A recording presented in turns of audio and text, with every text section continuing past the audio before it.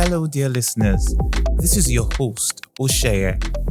Thank you so much for all of your support thus far. This podcast has grown so much in just a few short months. We are absolutely awed and humbled at the response, and it is always a delight to read from you about the impact we are having. Please do keep them coming. And now, we are down to the last two guests for our first season. As we prepare to wrap up the season, I have a favor to ask. Would like your feedback to help us in our plans for the second season. What did you like? What didn't you like? What would you like us to start doing, stop doing, or even continue doing? To get your responses, we've created a simple form. Please check the show notes of this episode for the link and our social media pages at OriginsAF on Twitter and Instagram. Or you can simply type bit.ly, B for banana, I for interview, T for tangerine, bit.ly/Origins Africa Podcast Feedback. Origins is with an S, so bit.ly/Origins Africa Podcast Feedback right now to access the form. We are also considering starting a newsletter, which would include the transcripts of each episode and perhaps also 3 things I learned from each guest interview. If it's something you'd like, please let us know on the same feedback form and also share your thoughts with us on some of the things you'd like us to consider for the newsletter or any other ideas generally. I look forward to receiving your responses. The link again is bit.ly/Origins Africa Podcast Feedback. Thank you once again for staying on this ride with us. Enjoy.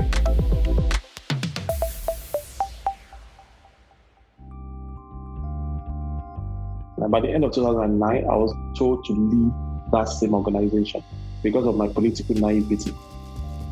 So that moment when I got the news was a moment of confusion, a moment of alone in this world, a moment of what's going on. How could this have happened to me?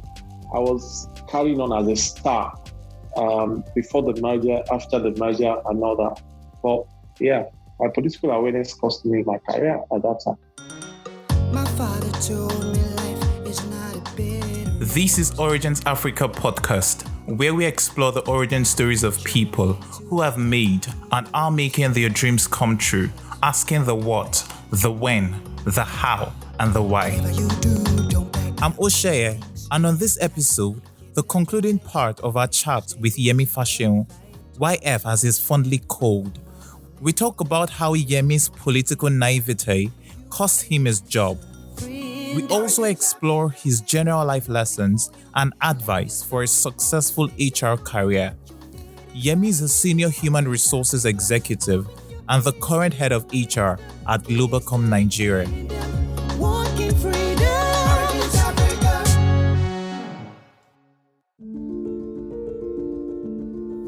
On the last episode, we explored Yemi's desire to be successful, driven by a great fear of failure, and his journey to Lagos in pursuit of his dreams after completing his MBA program.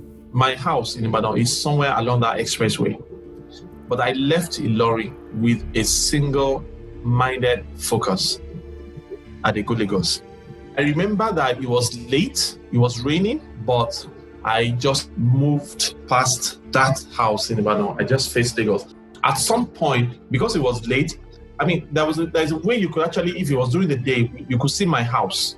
If you're stretching a car or a bus, you could see my house from the expressway.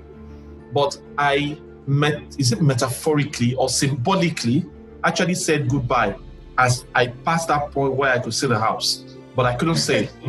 I symbolically actually say, hey guys, see you, I'll see you later. Almost like just saying, guys, hey, I'm going for my dreams. Yeah, that's how I came to Lagos on my own. The only thing I came with were my credentials and my dreams, nothing else. We also explored his early career years in sales, his move to Arthur Andersen, where he had his first HR experience, through to his first head of HR experience at Stanbic Bank.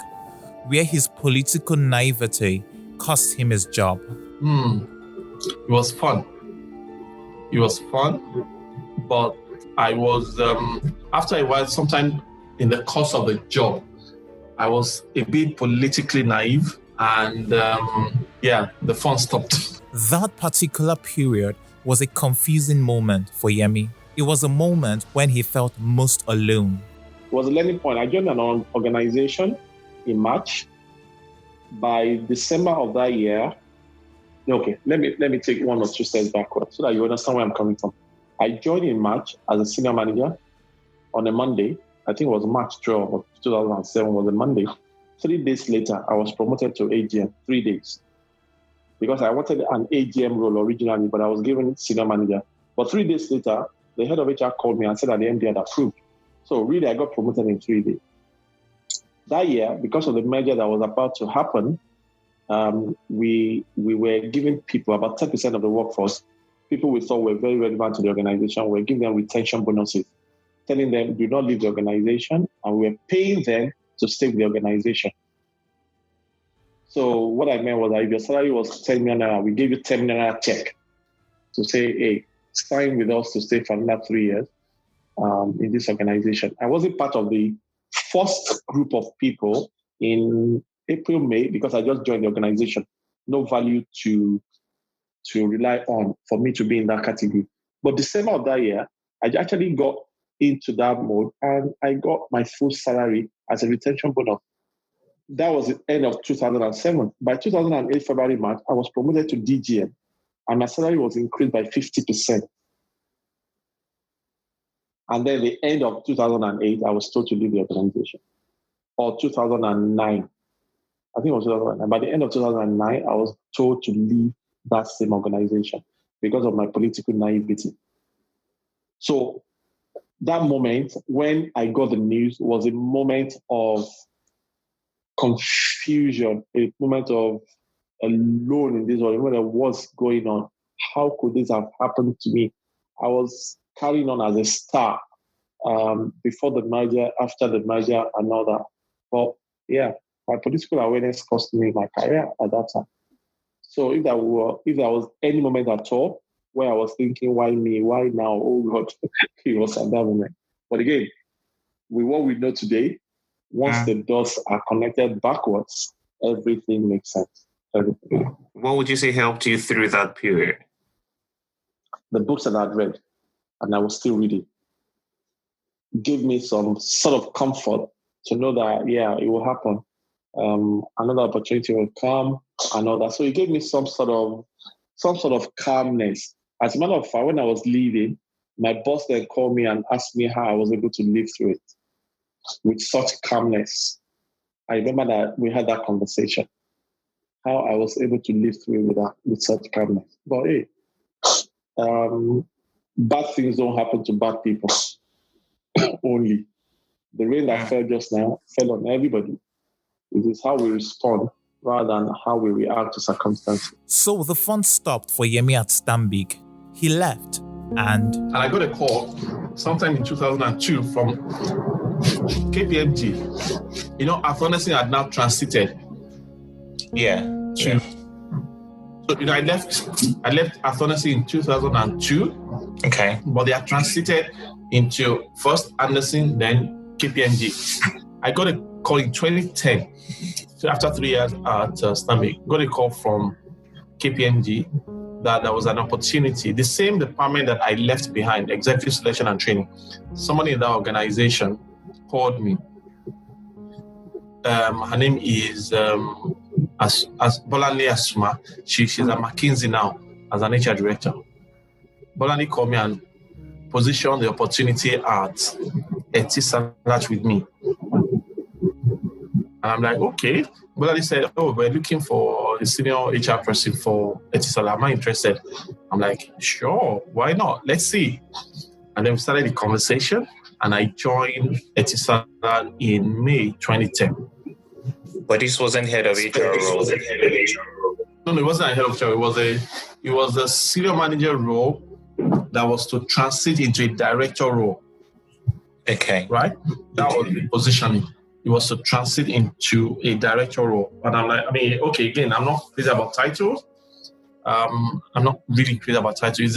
If the money adds up and the opportunities I'm looking for are there, sure, why not? My salary wasn't reduced. So I wasn't too title crazy or level crazy, sincerely. Again, you also remember that the grading system will always be different from one sector to another. It's coming from a bank. The grading system will be different from a bank to a telco. So that wasn't the priority for me. Hey, this is an opportunity. I'd wanted to do telco. At some point, I tried to get into MTN. It didn't happen. This is an opportunity at Salah now. Let's do it. And I did that for 6 years, but I played in 3 roles over a period of 6 years. One of the things that I should mention was that at times in our career, moving up might mean moving level or moving laterally. So when I took that role as Standard Chartered as sales manager on secure lending, it didn't come with a promotion. It was a lateral movement. But you know what? Like I said, everything just adds up ultimately. So at times, the way up might just be sideways. So I joined, so I joined Etisalat, and I spent 2 years in the first role. There was another role that was positioned with me. I'm like, sure, let's do it. I changed to that role. Another 2 years before I left, I moved back into the previous original role plus an additional role. So if you ask me how many years did you spend at Etisalat, I'll say 6 years, but I did 3 jobs. This was the longest you spent in an organization? That was the longest. That was the longest. Etisalat was the longest. At Standard Chartered was about 4.5 years, I think. Etisalat was the longest. Yeah, it was.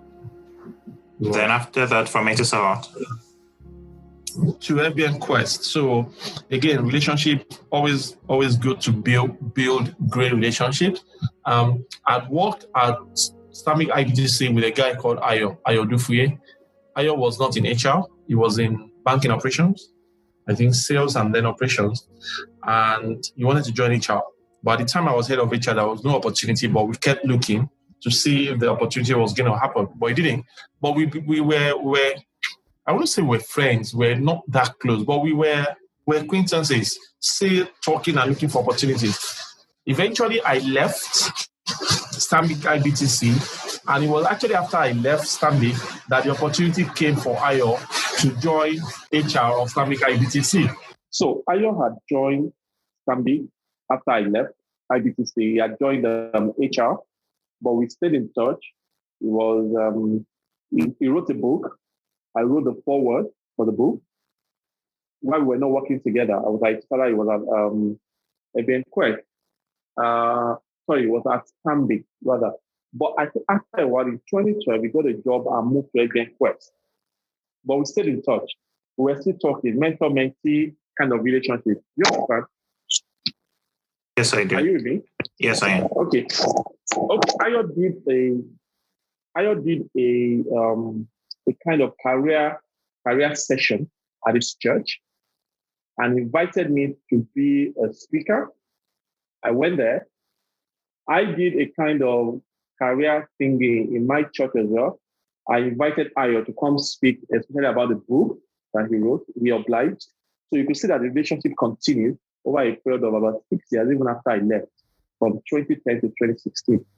So sometime April or May of 2016, Ayo just calls me one day and says, Yemi, we are looking for head of HR at FBN Quest. Are you interested? I'm like, okay, Ayo, you know that I left Stanbic as a DGM. What is the grade you are looking at for this role? He said, like a manager grade. I'm like, Ayo, you don't know. Anyway, I'll send you my CV. Share my CV with your boss. Let's see what they do. Right? That's what I did. And then I just shared the CV and I was invited for the interview. And we started the conversation. This was around April, May of 2016. By August, I got an offer as head of HR at FBN Quest.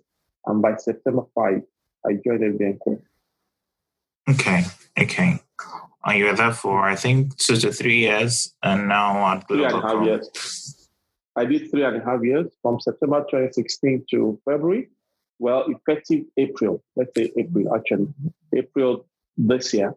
And then I moved over to Globacom May 5 of this year. Interesting. So let's go back a bit to you talking about being restless after a while. When you say restless, the job becomes boring and you're looking for something, or what does restless mean? Restless just means that I probably at times will think I've done it all. There are no fresh challenges. That is when restlessness sets in for me, when I don't get fresh challenges. So restlessness could also be around the environment, it could be the culture, maybe some things that one is not happy with anymore. But restless just means I'm looking for something new, something else. In my spirit, I'll be like, okay, what else? What next can I do? Almost like looking for the next territory to conquer. Okay. Now, from your story, I hear that most of your roles have been through relationships. Correct. And absolutely. I know that you had mentioned that you're an introvert. So how have you been able to build relationships even with your introversion, and even further to now become an HR thought leader? Okay, so that has been both deliberate and not deliberate. The relationship part of things.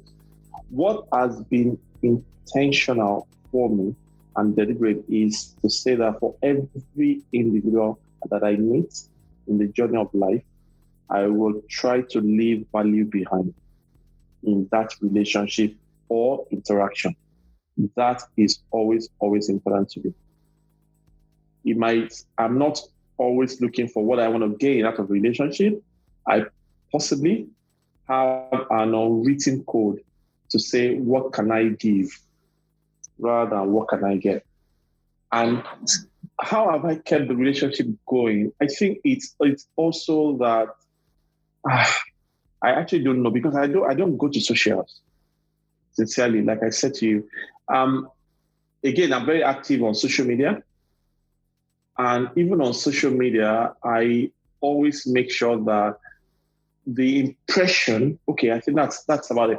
I read very quickly, because again, one of the things that I did very well after school was reading books.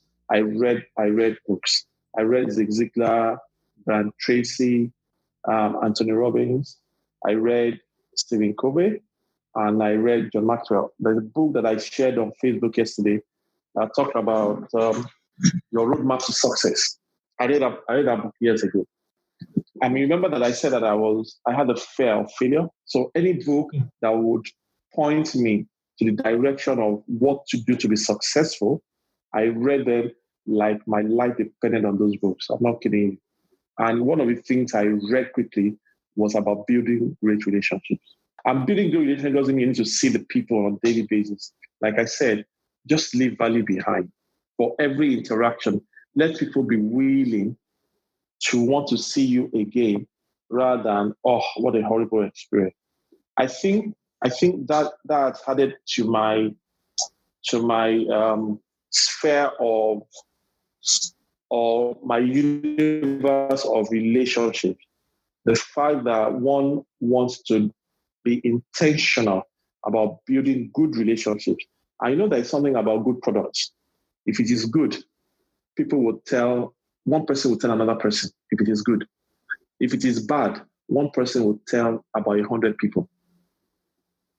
You see what I mean? Yeah, I do. So I do. Be careful, therefore, how your product as an individual comes across, because people will always share the attributes of your product. I have a network, the YF network. Somebody posted recently that every single one of us should consider ourselves as Me Incorporated, Me Nigeria, be the best brand. If organizations are spending top dollars on a yearly basis to differentiate between Ovaltine and Bonvita on the shelf, we must also be deliberate and intentional about how we come across as brands on the shelf, because people are always looking if they're going to buy that brand from a relationship perspective. Suddenly, this year, let me just quickly say this. This year, by the time I came into February, March of this year, I was about barely 30,000 followers on LinkedIn. Between then and now, I'm on about 71,000 followers. And I do not tell people to follow me. As a rule, I don't post or tag people so that I can generate traffic. I don't. But the point is, like I said, if people see value in the relationship that you offer, if they see content, if you build credibility over a period of time, if you're a student of process, then you will become authentic in whatever you do. Okay. Now, picking up from your LinkedIn comment, I think you also, how do I phrase this question? So recently, I don't know how far, maybe last year, I don't know. So you started being deliberate to push out content and to help HR people there, or to generate conversations about HR, I think. So let's put it this way. It was when I realized that people were quoting my content that I said to myself, I needed to be careful. Honestly.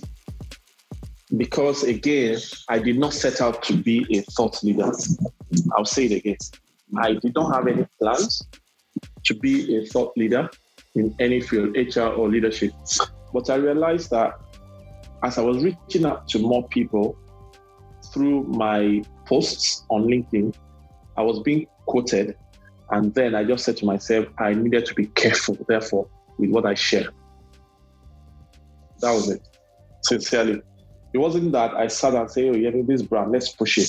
In fact, the name YF that has become a brand now was not because I deliberately sat down with people and say, hey, what can we do? It was because people started calling me YF.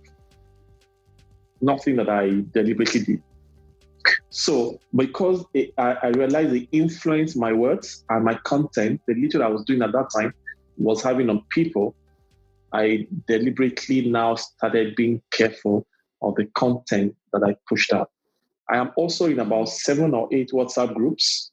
I am in about 2 or 3 Africa continent groups, leadership, HR, and all that. And I am therefore always pulling content from my conversations in different groups at times and put them up on my LinkedIn page. But usually I talk about my career memoirs, I talk about leadership, and I talk about human resources. Okay. Which job would you say stretched you the most? Stretched? Of all the jobs that I've done, I think it was athletic.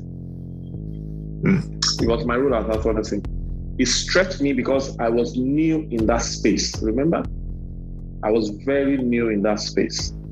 I had not done anything HR admin or HR operations at all before then. I had also not been in consultancy like that before. And I had at the back of my mind the desire to succeed. So I was reading books, both technical books, HR and all that, as well as profiles of success, getting a roadmap for myself and all that. It stretched me because I wanted to succeed. So it wasn't a bad stretch, but it was because you're in a new terrain, you've got to learn the ropes.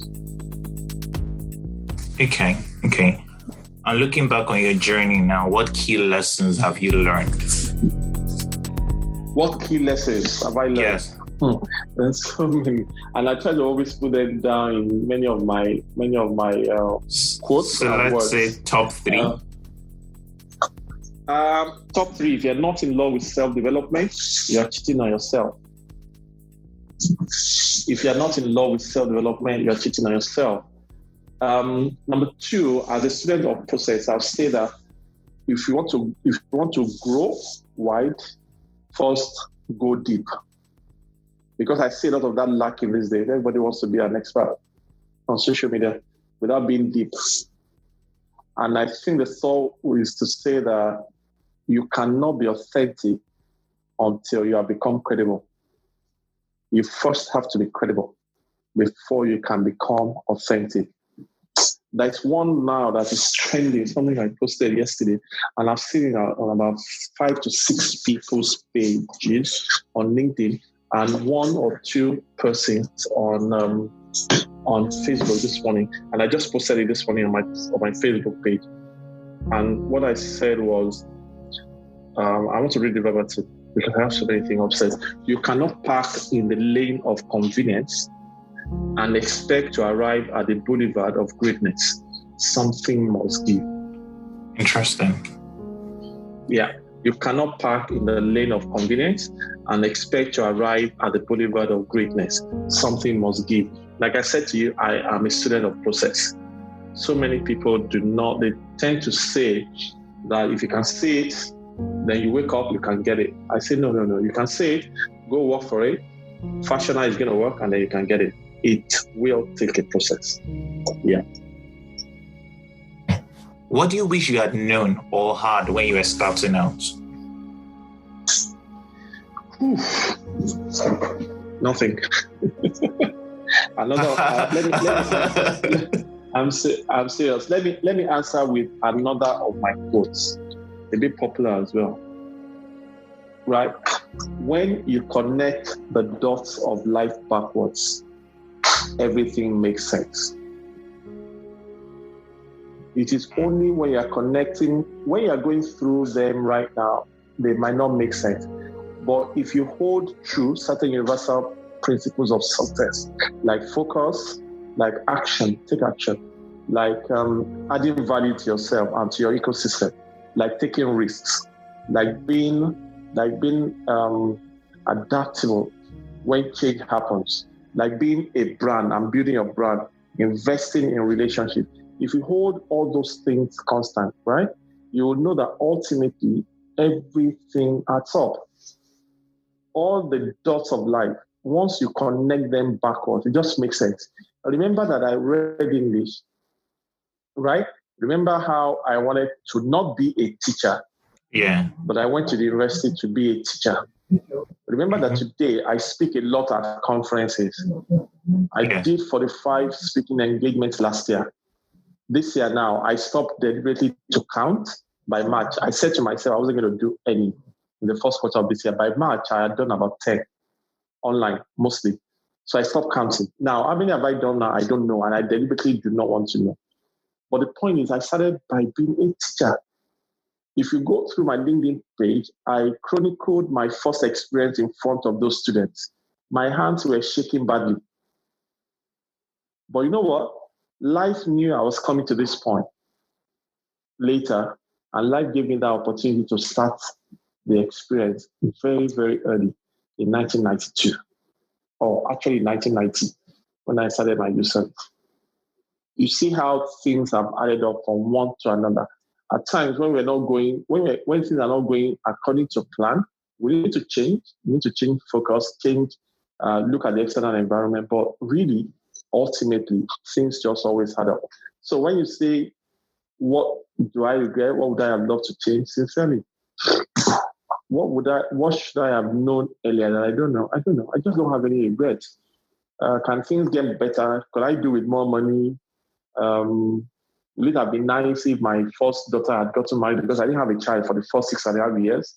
But the point is, there were reasons why everything happened. And I always try to relate those things ultimately by connecting the dots. In just a moment, Yemi will be telling us some of his other key learning points, his blind sides, as well as advice for a successful HR career. Stay with us. I'm Osheye, and you're listening to Origins Africa podcast. Hello, dear listener. As we prepare to wrap up this season, our very first, I have a favor to ask. Would like your feedback to help us in our plans for the next season. What did you like? What didn't you like? What would you like us to start doing, stop doing, or even continue doing? To get your response, we've created a simple form. Please check the show notes of this episode for the link and our social media pages at Origins AF on Twitter and Instagram. Or you can simply type bit.ly/Origins Africa podcast feedback right now to access the form. BIT, B for bread, I for interview, and T for table. bit.ly/Origins Africa podcast feedback. I look forward to receiving your response. Let's make a difference together, one origin story at a time. Thank you.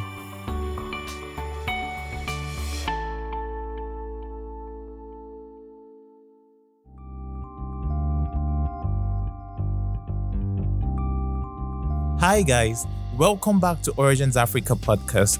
So, aside political naivete, what were some of the other learning points for Yemi in the course of his journey? Self-development is very key. If I wasn't developing myself, I've seen people not developing themselves and move from hero to zero. Always be focused. The times I had lost focus at some point at tequila almost cost me my job. Some personal things were happening to me and I lost focus a bit at that time, almost cost me my job. Learning points, I was not, my appointment was not confirmed because of those things and all that. So there were, I would say, again, regrets or I think learning points, major learning points. In the course of your job in HR as head of HR, what were some of the tough decisions you had to make or the challenges you faced? Letting people go, people who are your friends.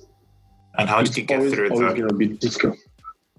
Well, I mean, see, when that process, once you approach that process with empathy and stating the rules of engagement with the affected individuals upfront during that process, it's just a bit easier. Interesting, I've not made an enemy out of the process so far, except one issue that happened when I was at Etisalat.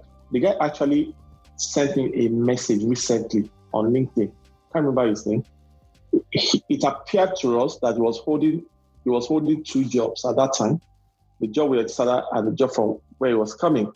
And he thought that we didn't give him enough time or opportunity to explain before ending his contract.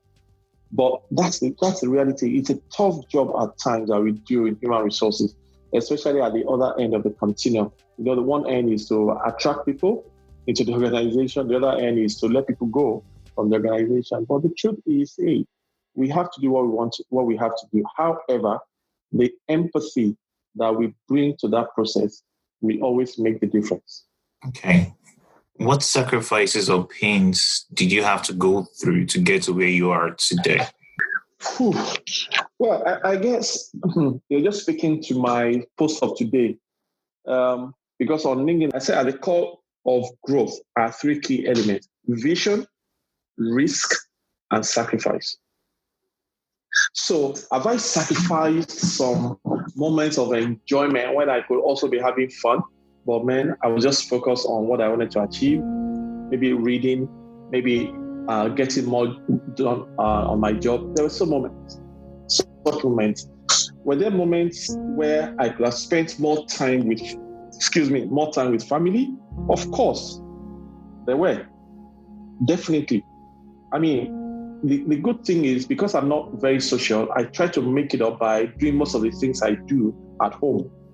So the kids have been part of their developmental processes, but I could have done with spending more time. This time, I mean, last time, like I said, 45 conferences.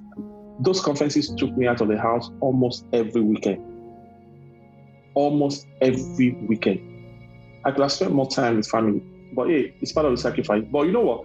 What gave me incredible joy was Father's Day, when my kids did a video for me. If you check my IG page, I posted it. There were 2 videos that I posted. The first one, they actually picked up my popular sayings and made it into a kind of video. Is it called collage? Are you serious? It's on my IG page. It was my second daughter, who's about 10, she'll be 11 next month, who spearheaded that. I didn't even know they had such skills to put pictures and work together in one single video. And then it was Father's Day, and then she just brought her laptop, and then she said, "Daddy, I want to show you something." I was totally shocked. I was surprised. And she put that video together, including your popular sayings. I'm like, about 2 or 3 of them. I was totally surprised. So that means, yeah, one could have done more, but they also appreciate what we're doing in terms of impacting one's generation. What are some of your blind sides? My blind sides. Yeah. When you say blind sides, I mean, in terms of what I could consider a weakness? Yeah, things that you're not so good at. What am I not too good at? I think I might not be too good at being patient with slow learners. Yeah. Okay. I might not be too patient. I'm learning to be more and more patient, but I think that is one area I am still working on. Learning to be patient. I'm not the one who does schoolwork at home. Let me not lie. Okay, maybe because I can use the excuse of work, right? But again, I'm not sure how I can sit with the kids and teach them and they don't get it and all that. So what I do, the little that I do is correct or do immediately. So if it's communication, for instance, and one of them makes a mistake, I do that correction immediately. But to say, let's go through school books and no, Daddy, I don't understand. Okay, I could be maybe exasperated through that process. And so maybe slow learners at work as well. People don't really get it. Maybe I need to have more patience to accommodate them. But I do try. What's the best advice you've gotten? Best advice I've gotten will be from my mom. When I wasn't focusing, and she would say, Bode, because she calls me Bode. At home, I'm Bode, but outside the home, I'm Yemi. Bode, continue. Okay. And she says, I'll come back to how I change my name. And she says, Bode, continue. You will meet your load on the pole. I.e., if you are Yoruba guy, right? Waba lórí òpó. Which is to say that whatever you cannot do and do well, you will meet the repercussions or the consequences later in the future. Those were our constant words, and they were guiding principles of life. Okay, you wanted to talk about the switching name quickly. Okay, so I mean, I just didn't think Bode was a great name. So I mean, up till my primary school, I was Bode, and then I got to Loyola College, and I was going to fill my name, and I just made the switch. Instead of Olabode Oluyemi Faseun, I changed it to Oluyemi Olabode Faseun, and that was how the switch happened till today. So okay. if I'm around anywhere and anybody calls Bode and they're looking at me, that has to be somebody from home, has to be family, or somebody who knew me way before secondary school. But right after then, I just became Yemi. What's one myth you want to debunk with regard to HR? We do not have the powers we claim to have. Okay. The power to fire and hire does not actually lie within HR. It lies with line managers.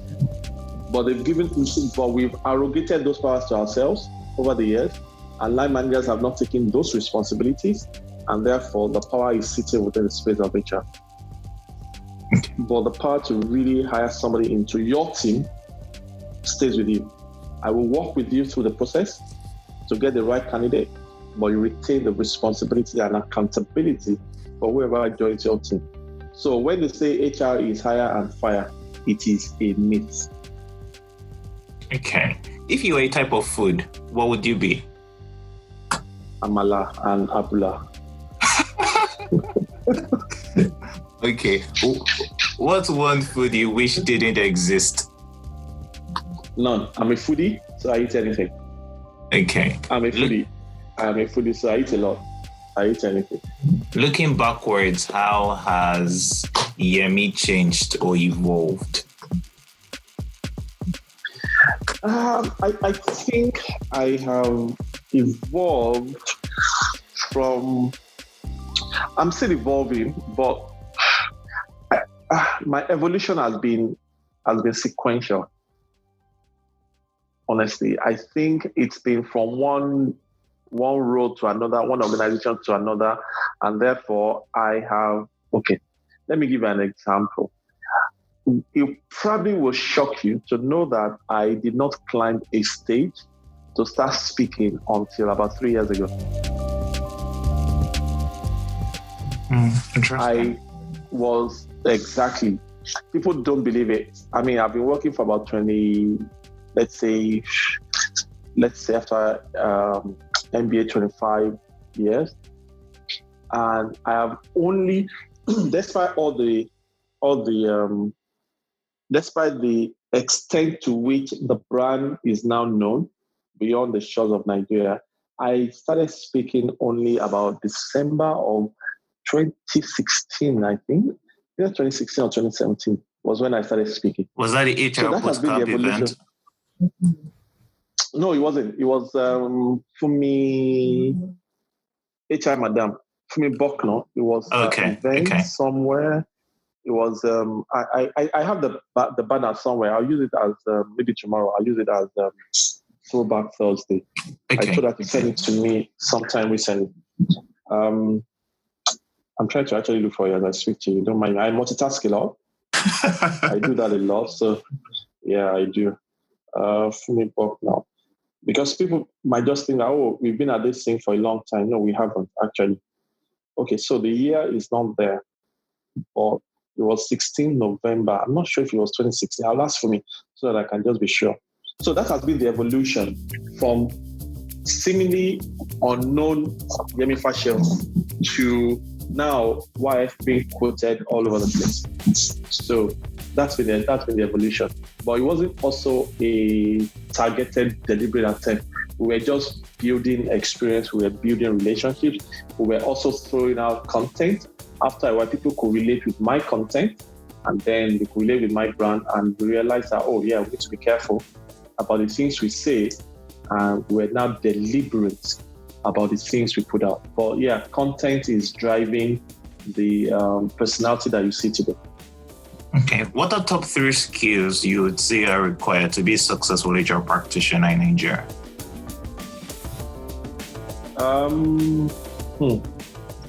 You've got to know that HR is not for nice people. HR is actually not for nice people. It's not about being nice to everyone that makes you successful as an HR person. HR is, to a very large extent, being assertive, because our job is not to make people happy. Otherwise, we should just go and be selling ice cream. But our job is to be fair to everyone. Once we say this is what the organization will do, then that's what the organization should do. So our job is not to make everyone happy. Our job is to be empathetic, though. So there's a fine balance that we need to strike between being nice and being empathetic. And also, understanding the business that we support has become a major critical success factor for HR practitioners. You can't support successfully a business that you do not know. And it's not enough to just know a bit of the business. You must know the business of the business, like the business people. That is one key area where HR must focus in today's world, so that we can even at some point start seeing HR people moving into business positions.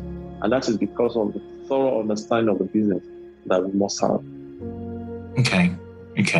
That's 2, though. 1, HR is not for nice people. 2, understand the business remains 1. Any other one?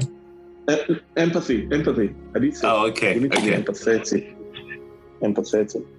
Again, because of policies that we say this is the policy, but then you have a situation that is totally out of policy or practice, but requires empathy. Then we must listen, engage, and seek possibilities. How can HR heads handle difficult CEOs? Difficult CEOs, because most often than not, I think heads of HRs, they report to the CEOs, and CEOs aren't always the best managers or the best leaders of their direct reports. Yeah. So what's your advice? Okay, so every CEO is also different.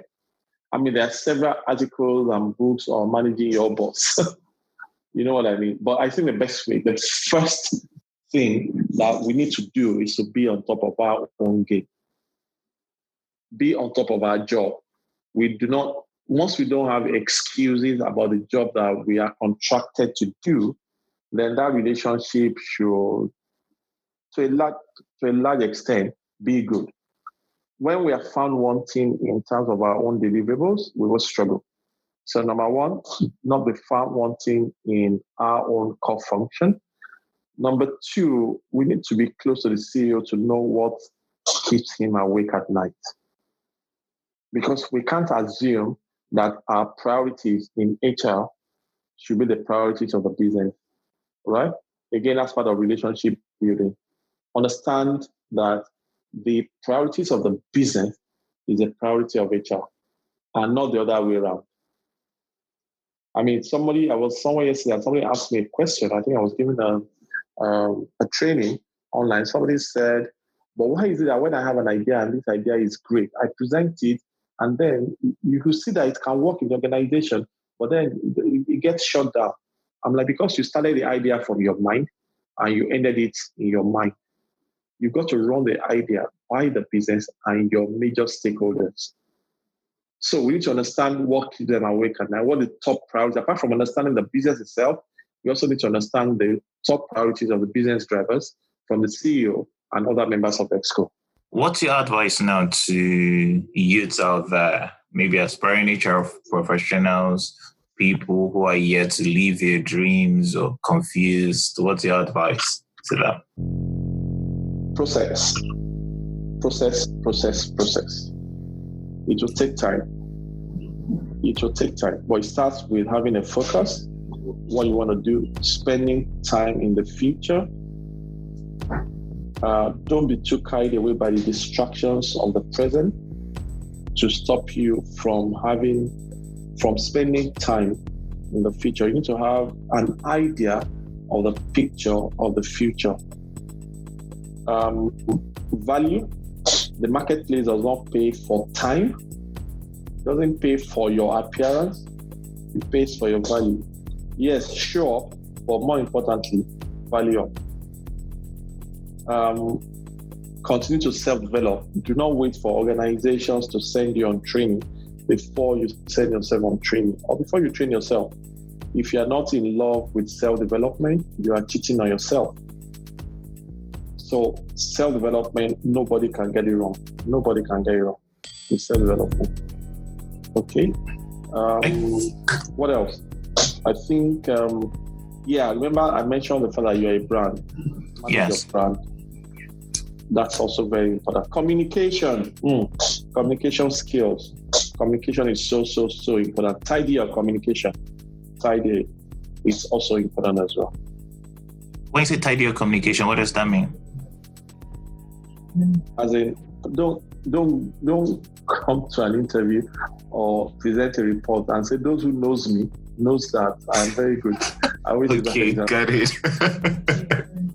Tidy your communication in your report. When you're looking for a job or you're already working, unfortunately, impressions last.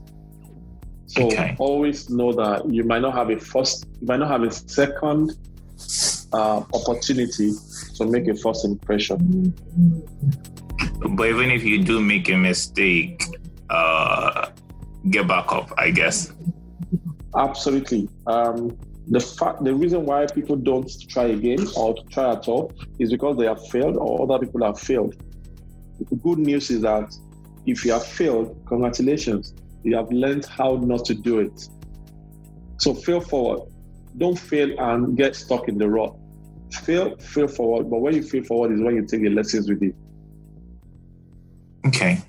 Would you ascribe your achievements to luck or to your hard work and skills and talents? None of the above. I was expecting that you would ascribe it to grace.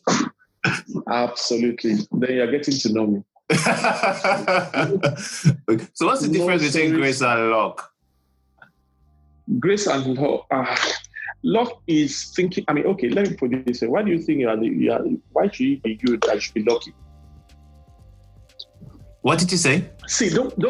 I said, why should it be you that should be lucky? Don't get it wrong. We've got to put in the hard work. I've said it before. We've got to put in the hard work. Yeah? But it is even grace that allows us to put in the hard work. That's my position with it. It is even grace that allows us. I mean, hey, how did you wake up this morning? Oh, yeah, I set my alarm. Put the alarm beside the dead body. Does that example make sense to you? Yeah, it does. It does. So when did you wake up? Oh, I woke up at 5 when my alarm woke up, when my alarm went off. Let's put the same alarm beside somebody who's dead. Will the alarm wake the person up? You see what I mean? So I absolutely nothing will be ascribed to me. I take no credits at all for anything I've been able to achieve or done. But honestly, there's a huge, if not everything, part of grace in all that I am or all that I've become. Okay. If you're in my shoes, what would you ask yourself that I haven't asked you yet? Nothing, man. And I've never been this drilled before in my life. Sorry about that. No, it's okay. No, I'm saying it with a smile, so don't worry. Who would you like me to interview next? Try Usain. Udo. Usain he works with Dangote. That's Yemi Faseun, fondly called YF. He is a senior human resources executive and the current head of HR at Globacom Nigeria, a telecommunications company. Thank you for listening to our show this week. If you liked it, do leave us a review, a comment, and share with your friends. Tell a friend to tell a friend to tell a friend and to tell another friend. We would also love to read from you. So please, do send us a tweet or leave a comment on Instagram at OriginsAF. You can also write to us at originsafricapodcast@gmail.com. Remember, do subscribe at wherever you get your podcast: Google Podcast, Apple Podcast, Spotify, YouTube, SoundCloud, amongst others. Join us next time as we have a chat with our final guest for this season, Bola Lawson and Debbie Lawson, co-directors of Fastiz's Foods and Confectionery Limited. At that time, he told me, he said, Debbie, you can sell these cookies. Okay. I looked at him with my engineering, with these sleepless nights, studying hard. In fact, I must confess, I rejected it. And a lot of times they say that, then we had this, when angels pass, or you say a negative word, and angels will pass, and just stamping. So I always say that I thank God that day. Did the angels pass? No angel passed because I rejected the facts. I said, no. Our sound producer this week was Tumisha Jani, and the theme song was composed by Just Ritimi. I'm Oshaya, and you've been listening to Origins Africa podcast. Bye for now. My father told me life is not a bed of roses. You gotta put your way to the plow, do the work to smell the roses. Don't back down. Whatever you do, don't back down. When things get tight, keep the drive, keep the faith, stay in the fight. Draw strength from the motherland. Let our heroes hold your hand. You are the answer, friend. Origins Africa. Hear the tales of those before you. Let their stories motivate you.